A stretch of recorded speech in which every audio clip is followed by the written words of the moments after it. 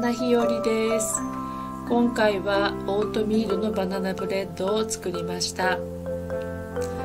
私の中でバナナブレッドって色が地味で、それをオートミールで作るとなるともっと地味なイメージになっていました。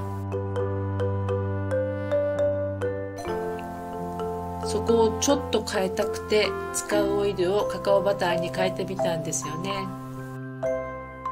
そしたらバニラなどの香り付けをしなくてもすごく美味しくなりました。一口頬張ると、このバナナブレッドって甘さが控えめだけど香りがすごく甘くない？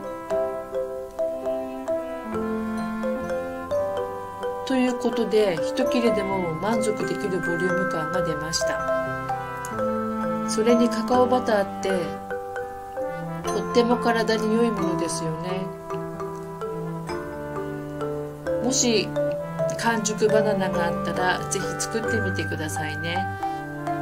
混ぜて焼くだけなのでとても簡単です。やむを得ず硬いバナナを使うときはフードプロセッサーの中で材料が混ざりにくくなるので、豆乳や他のミルクを加えてからフードプロセッサーを回してくださいね。このレシピが参考になれば嬉しいです。それではまた次回の動画でお会いしましょうね。